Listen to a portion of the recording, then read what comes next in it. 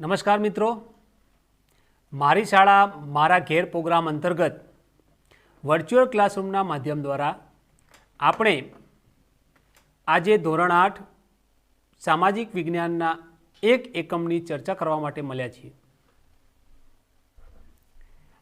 આજે આપણે એવા લોકોની વાત કરવી છે કે જેઓના જન્મ જ જાણે બીજા લોકોના સુખ માટે થયેલા હોય।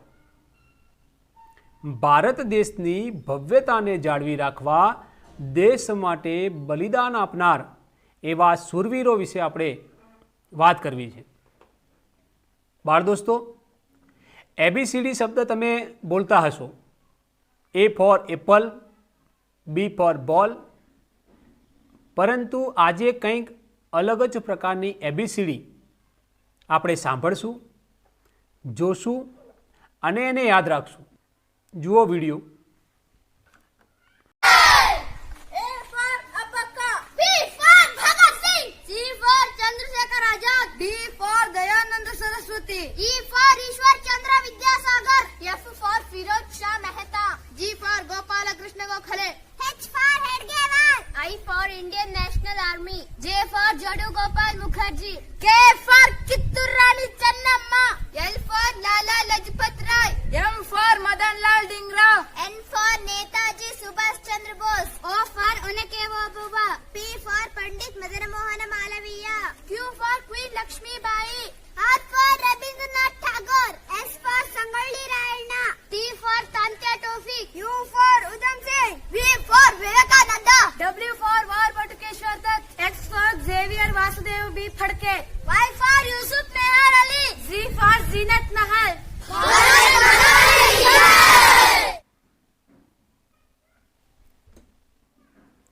મજા આવી ને? હા, ABCDને આ રીતે પણ આપણે બોલી શકીએ છીએ। એને યાદ રાખજો અને તમારા શાળાના પ્રાર્થના કાર્યક્રમમાં એની રજૂઆત કરજો। હવે આજે આપણે જે એકમ શીખવા જઈ રહ્યા છીએ એ અનુસંધાને શૂરવીરોને યાદ કરતું એક ગીતની બે પંક્તિઓ છે, એને આપણે સાંભળશું, જોશું।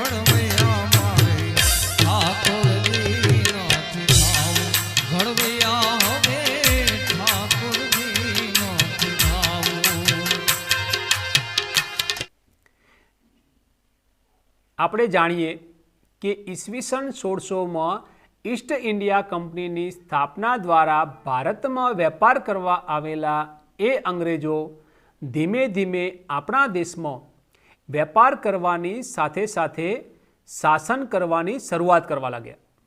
એમણે ભાગલા પાડો અને રાજ કરો અને કૂટનીતિ દ્વારા ભારતના લોકો પર રાજ કરવાની શરૂઆત કરી અને ધીમે ધીમે ભારત દેશ એવી ગુલામીની જંજીરોમાં જકડાઈ ગયો કે તેમાંથી બહાર નીકળવું ખૂબ જ કઠિન થઈ પડ્યું ને આખરે આપણે જાણીએ છીએ કે વેપાર કરવા માટે આવેલી વિદેશી પ્રજાઓમાં ઈસવીસન 1600માં ઈસ્ટ ઇન્ડિયા કંપની દ્વારા ભારતમાં આવે છે। ઈસવીસન 1608માં ગુજરાતના સંજાણ બંદરે એમનું પહેલું વહાણ ઉતરે છે અને એ પછી ભારતમાં વેપાર કરવાની શરૂઆત કરે છે। ત્યારબાદ 1757 આપણે જાણીએ છીએ કે 1757માં પ્લાસીના યુદ્ધ દ્વારા અંગ્રેજો ભારતમાં સિરાજુદ્દૌલાને હરાવી દેશમાં પોતાનું શાસન સ્થાપે છે આ બંગાળમાં સ્થાપેલું પહેલું શાસન જે અંગ્રેજોના શાસનનું પહેલું રાજ્ય કહેવાય છે. અને ત્યાર પછી અંગ્રેજો પોતાની આ કૂટનીતિ દ્વારા 1857 એ વચ્ચેના સમયગાળા દરમિયાન ભારતના ત્રીજાથી વધારે ભાગના વિસ્તાર પર પોતાનું શાસન કરે છે. અને આખરે એવા રાજ્યોના રાજાઓએ પોતાના રાજ્યને બચાવવા માટે અને પરત મેળવવા માટે અંગ્રેજો સામે બાથ ભીડે છે. 1857નો સ્વાતંત્ર્ય સંગ્રામ જે પોતાના રાજ્યને બચાવવા માટે અંગ્રેજો સામે સંગ્રામ ખેલાઈ ગયા છે. એમાં દિલ્હીના રાજા બહાદુર શાહ જફર હોય કે ઝાંસીની રાણી લક્ષ્મીબાઈ, બિહારના રાજા કુંવરસિંહ હોય કે નાગપુરના નાના સાહેબ પેશવા હોય, આવા તમામ રાજ્યોએ પોતાના રાજ્યને બચાવવા માટે અંગ્રેજો સામે પ્રયત્નો કર્યા, પરંતુ નિષ્ફળતા મળી. એ નિષ્ફળતાના કારણો ઘણા બધા હોઈ શકે છે, પરંતુ આ નિષ્ફળતાના પરિણામ પછી ભારત દેશમાં લોકો એક સાથ થયા, એકતા આવી, અને એ પછી ભારતમાં લોકોને જાણ થઈ ગઈ કે અંગ્રેજો આપણને વેપાર કરવાની સાથે ગુલામી તરફ લઈ ગયા છે. અને પછી ભારતમાં રાષ્ટ્રવાદનો ઉદય થયો. પોતાના રાષ્ટ્ર પ્રત્યે તન, મન અને ધનથી ન્યોછાવર કરવાની ભાવના. પોતાના રાષ્ટ્ર પ્રત્યે તન, મન અને ધનથી ન્યોછાવર કરવાની ભાવના, જેને આપણે રાષ્ટ્રવાદ કહીએ છીએ. બાળ દોસ્તો, આપણે અહીંયા એક હિન્દી ફિલ્મનો એક વિડીયો છે, એ જોઈએ અને ભારતના ક્રાંતિવીરો વિશેને યાદ કરીએ.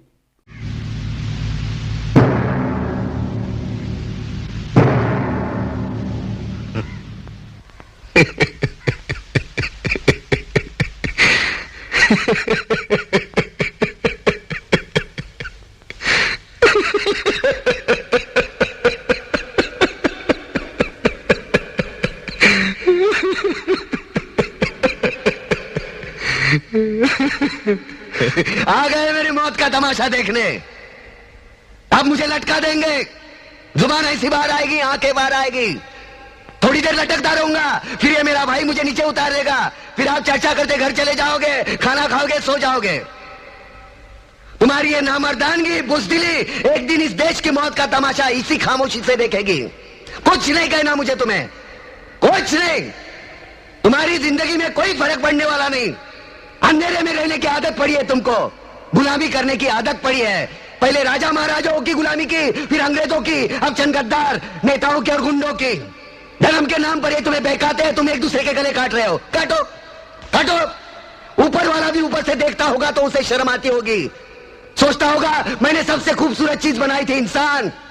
इंसान नीचे देखा तो सब कीड़े बन गए. कीड़े कीड़े रेंगते रहो, सड़ते रहो और मरो. आए और गए, खेल खत्म. क्यों जिए मालूम नहीं, क्यों मरे मालूम नहीं. कलम वाली बाई क्रांति लाना चाहती थी, कलम के जोर पर काले वर्तमान को खत्म करना चाहती थी. कौन समझा उसकी बात को. 7 साले मुर्दे, जिंदा लाशें, किसे जगाती वो. मैं जाग गया, कुछ अच्छा काम करके जा रहा हूं, सुकून है. लेकिन ध्यान में रखना, तुम्हारी ये खामोशी कल तुम्हारे बच्चों के लिए रोना बन जाएगी. ये कानून वाले, वर्दी वाले नेता, इन्होंने अपना ईमान बेच दिया. एक दूसरे को जलाते वक्त तुम्हारा ईमान कहां गया था, भाड़ में.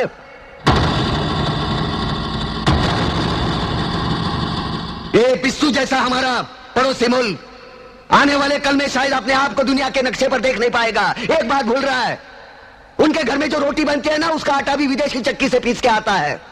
साले अपने खुद के देश में सुई नहीं बना सकते और हमारे देश को तोड़ने का सपना देखते हैं. वो ये सपना देख सकते हैं क्योंकि उन्हें मालूम है ये मुर्दों का देश है. वतन के लिए किसी को कोई हमदर्दी नहीं है. इसे तोड़ना बिल्कुल आसान है. मैं हिंदू, मैं मुसलमान, मैं सिख, मैं फलाना, मैं ढिमका. एक लाठी को तो कोई भी तोड़ सकता है, लेकिन लाठी के भारे को तोड़ना मुश्किल है. मैंने बचपन में पढ़ा था, स्कूल में, तीसरी में. मैं क्यों समझा रहा हूं तुमको, क्यों समझा रहा हूं. पागल हूं मैं, भूसा भरा पड़ा है मेरे दिमाग में. क्यों बातें कर रहा हूं इन पत्थरों से. हंसो हंसो, खुशियां मनाओ.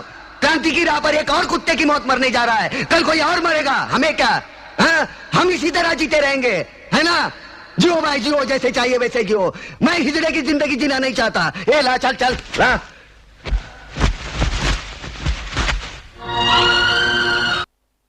1857ના સ્વાતંત્ર્ય સંગ્રામમાં વ્યક્તિગત કે પોતાના રાજ્યને બચાવવા માટે નીકળેલા એ શૂરવીરોને જ્યારે આપણે પોતાના રાષ્ટ્ર પ્રત્યે એકાત્મતા અને ગૌરવની ભાવના જન્મી, જેને રાષ્ટ્રવાદ કહ્યો, તો આવા અંગ્રેજ સરકાર સામે વ્યક્તિગત કે સંગઠિત થઈને હથિયાર ઉપાડનાર આવા વીરોની મર્દાનગીની કથાઓ આજે આપણે ગર્વથી યાદ કરીએ છીએ. એ યુવકોએ વીરતાપૂર્વક હથિયારો ઉપાડ્યા. તેઓ આપણા દેશમાં ક્રાંતિકારી તરીકે જાણીતા થયા.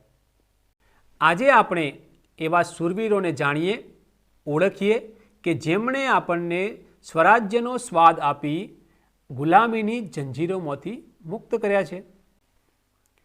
સરફરોશી કી તમન્ના અબ હમારે દિલ में है, देखना है जोर कितना बाजुए कातिल में है.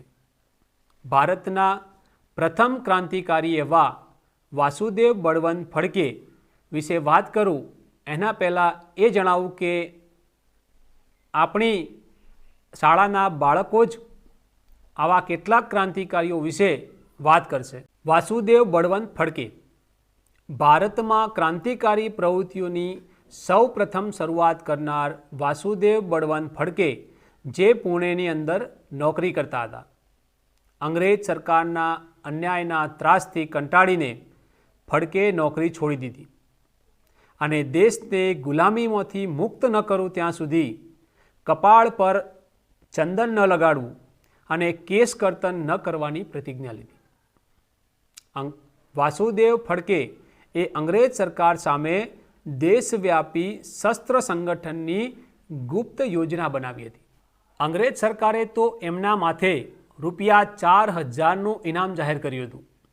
વાસુદેવ ફડકે એ અંગ્રેજોના થાણા પર હુમલા કરવા, સરકારી તિજોરી લૂંટવી, બંદૂક ચલાવવાની તાલીમ આપવી જેવી પ્રવૃત્તિઓથી અંગ્રેજ સરકાર ચોંકી ઉઠી હતી અને એમની ધરપકડ કરવાનો આદેશ આપ્યો. અને ત્યારબાદ હૈદરાબાદ જિલ્લાના એક ગામમાં રાત્રિના સમયે વાસુદેવ ફડકેની ધરપકડ કરવામાં આવી. જ્યારે તેમને જેલમાં પૂર્યા ત્યારે તેઓ જેલની દિવાલ કૂદીને ભાગ્યા અને 25 કિલોમીટરની દોડ પછી એઓ અંગ્રેજોના હાથે પકડાયા. જેલમાં એમના પર ખૂબ અત્યાચાર થયા અને ત્યારબાદ 1853માં એડન જેલમાં જેઓનું અવસાન થયું. ચંદ્રશેખર આઝાદ. સંજય દેસાઈ નામના બાળકના મોઢે આપણે આ આઝાદના જન્મ અને તેમના કાર્યો વિશેની માહિતી જાણશું. જોઈએ વિડીયો. દિવાળી હતું. મારો જન્મ ઈસવીસન 23 જુલાઈ 1906 રોજ થયો હતો. હું નાનપણથી જ દેશભક્તિના રંગે રંગાયેલો હતો. અસહકારની લડતમાં મેં ભાગ લીધો હતો. તેમાં મારી અંગ્રેજ સરકારના હાથે ધરપકડ થઈ. ત્યારે મારી એટલી નાની ઉંમર હતી કે મને હાથ કડી પણ મોટી પડતી હતી. મને કોર્ટમાં પહેલો પ્રશ્ન પૂછવામાં આવ્યો કે તારું નામ શું? ત્યારે મેં કહ્યું આઝાદ. અને બીજો પ્રશ્ન પૂછવામાં આવ્યો કે તારા પિતાનું નામ શું? ત્યારે મેં કહ્યું સ્વાધીનતા. અને છેલ્લો પ્રશ્ન પૂછ્યો કે તારા ઘરનું ઠેકાણું કયું? ત્યારે મેં કહ્યું જેલખાનું બતાવ્યું હતું. ત્યારથી હું આઝાદ તરીકે ઓળખાણો. કાકોરી ટ્રેનની લૂંટમાં મેં ભાગ લીધો હતો. 40 ક્રાંતિવીરો પકડાયા, પરંતુ હું પકડાયો નહોતો. જોયું ને કે આઝાદ નામ સાંભળતા જ અંગ્રેજોને પરછેવો છૂટી જતો, કે જેના નામ માત્રથી આ થરથર કાંપતા અંગ્રેજો એવા આઝાદની કહાની આપણે સાંભળી કે પોતે એટલી નાની ઉંમરમાં દેશના રંગે રંગાયેલા હતા કે જેલમાં જ્યારે એમની ધરપકડ કરવામાં આવે છે ત્યારે એમના હાથમાં રહેલી હથકડીમાંથી હાથ નીકળી જાય છે. તો આવી સમજી શકીએ આપણે કે આવી નાની કુમળી વયના એ બાળકમાં દેશ પ્રત્યેની આત્મીયતા અને રાષ્ટ્રભાવના શું હોઈ શકે એ તો એ જ જાણી શકે. વીર સાવરકર વિનાયક દામોદર સાવરકર, જેમનો મુખ્ય હેતુ હતો સશસ્ત્ર વિપ્લવ દ્વારા ભારતમાંથી અંગ્રેજ શાસનનો અંત લાવવો. આવા મજબૂત ઇરાદા ધરાવનાર વીર સાવરકરની કહાની આર્યન દેસાઈના મુખે આપણે સાંભળીએ, જોઈએ.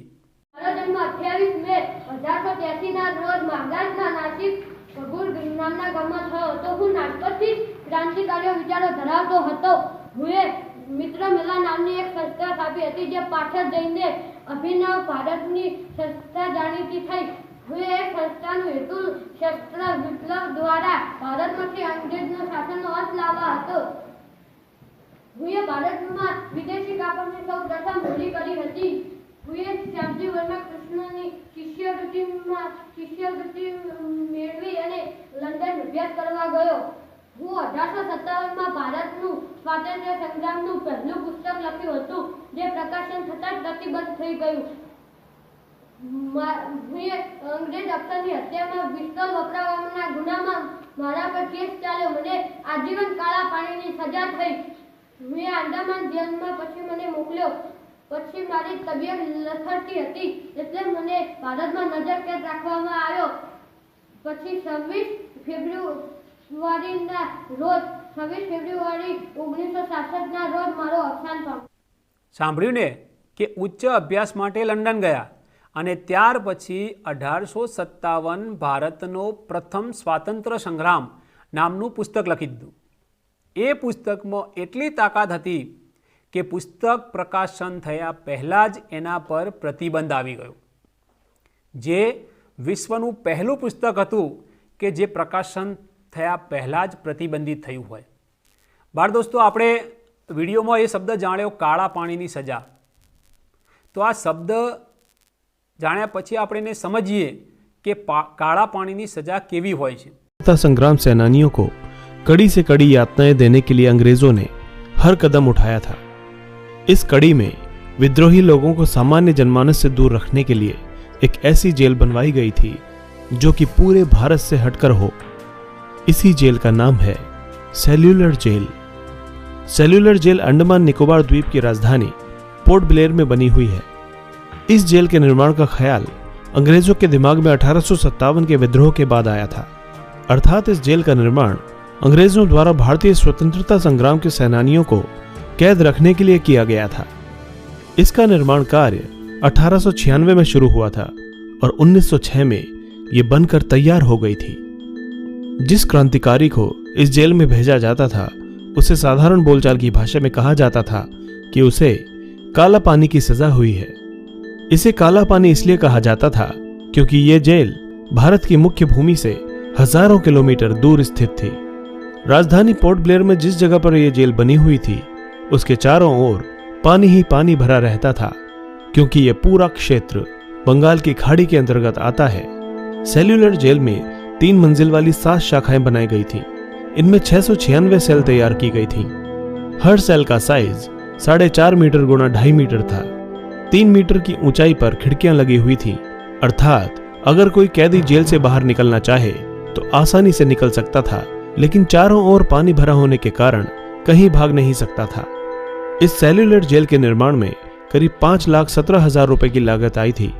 इसका मुख्य भवन लाल ईंटों से बना है। ये ईंटें बर्मा से यहाँ लाई गई थी, जो कि आज म्यांमार के नाम से जाना जाता है। जेल की 7 शाखाओं के बीच में एक टावर है। इस टावर से ही सभी कैदियों पर नजर रखी जाती थी। टावर के ऊपर एक बहुत बड़ा घंटा लगा था, जो किसी भी तरह का संभावित खतरा होने पर बजाया जाता था। सेल्यूलर जेल ऑक्टोपस की तरह 7 शाखाओं में फैली थी, जिसमें कुल 696 सेल तैयार की गई थी। यहाँ एक कैदी को दूसरे कैदी से बिल्कुल अलग रखा जाता था। जेल में हर कैदी के लिए अलग सेल होती थी। यहाँ पर कैदियों को एक दूसरे से अलग रखने का एक मकसद ये भी था कि कैदी आपस में स्वतंत्रता आंदोलन से जुड़ी कोई भी योजना न बना सके और अकेलेपन का जीवन जीते जीते अंदर से ही टूट जाएं, ताकि वे लोग सरकार के प्रति किसी भी तरह की बगावत करने की हालत में न रहें। इस जेल में बंद क्रांतिकारियों पर बहुत जुल्म ढाया जाता था। क्रांतिकारियों से कोल्हू से तेल पेरने का काम भी करवाया जाता था।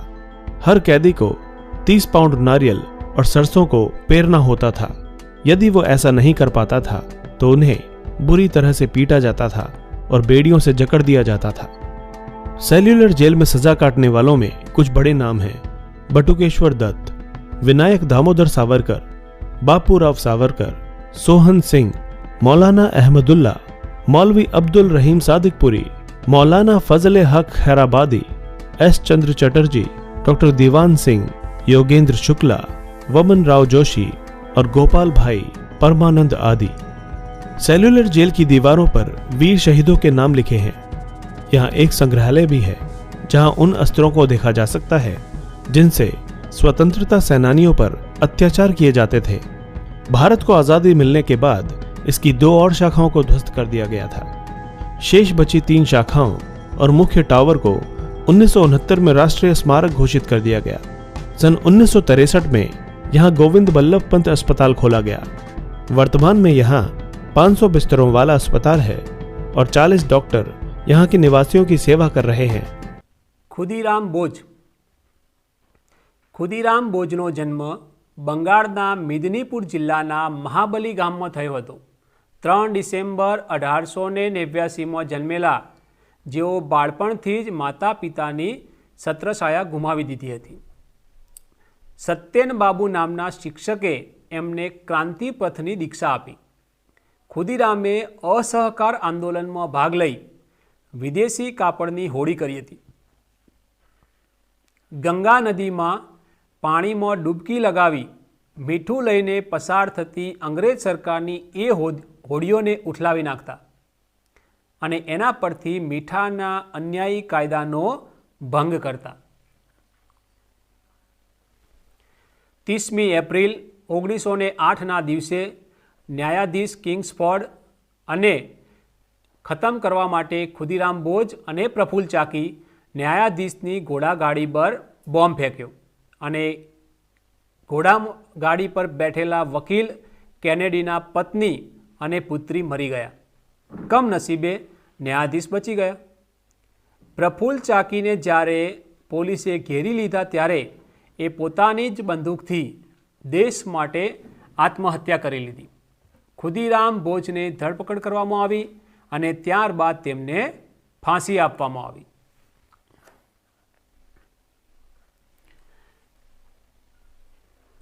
આગળના દેશભક્ત વિશે જાણીએ। रामप्रसाद बिस्मिल्ले। दर ओ दीवार पे हसरत से नज़र करते हैं, दर ओ दीवार पे हसरत से नज़र करते हैं, खुश रहो अहले वतन हम तो सफ़र करते हैं। गौस्वामी क्रिस द्वारा देशभक्त एवं रामप्रसाद बिस्मिल्ले विषे जाणीए। બિસ્મિલ્લે છે। મારો જન્મ 1897 માં ઉત્તર પ્રદેશ રાજ્યના શાહજહાંપુરમાં થયો હતો। દેશમાં અસહકારની લડત શરૂ થઈ ત્યારે વિદેશી કાપડની હોડી કરવાની કામગીરી મેં સંભાળી હતી। કાકોરી ટ્રેન ધાડ સફળતાપૂર્વક પાર પાડવાનો મેં અગ્રીમ ભાગ ભજવ્યો હતો। આ માટે મને ફાંસીની સજા થઈ હતી। મેં લખેલા સાહિત્ય જ્યારે પ્રકાશનમાં આવ્યા ત્યારે મારી કવિતાઓએ રાષ્ટ્રીય ચેતનાનું પ્રેરક બળ પૂરું પાડ્યું। डर ओ दीवार पे हसरत से नजर करते हैं, डर ओ दीवार पे हसरत से नजर करते हैं, खुश रहो अहले वतन हम तो सफर करते। કાકોરી ટ્રેન લૂંટ અનેક કવિતાઓ દ્વારા દેશમાં રાષ્ટ્રીય ચેતનાનું પ્રેરક બળ પૂરું પાડનાર એવા રામપ્રસાદ બિસ્મિલ્લેને સત સત વંદન। અશફાક ઉલ્લા ખાન। અશફાક ઉલ્લા ખાન એ હિન્દુ મુસ્લિમ એકતાનું અનેરું ઉદાહરણ પૂરું પાડ્યું હતું। રામપ્રસાદ બિસ્મિલ્લે સાથે તેમને નાનપણથી જ દોસ્તી હતી અને ખેલકૂદમાં શોખીન, ઘોડેસવારી, બંદૂક ચલાવવામાં પ્રવીણ હતા। શાહજહાનપુરમાં આર્ય સમાજ પર થયેલો હુમલો એમણે રોક્યો હતો। કાકોરી ટ્રેન લૂંટવામાં પણ યોજનામાં પણ એમણે ભાગ લીધો હતો અને છેલ્લે જેલમાં ફાંસીની સજા આપવામાં આવી। कुछ आरजू नहीं है आरजू तो यह, कुछ आरजू नहीं है आरजू तो यह, रख दे कोई जरासी खाके वतन कफन में। बाळ दोस्तों, आज आपणे आवा केटलाक क्रांतिकारीओ विषे जाण्युं, समज्युं अने विडियो जोया। त्यारबाद हवेना पछीना एकममां આપણે આવા કેટલાક ક્રાંતિકારીઓને જાણશું, સમજ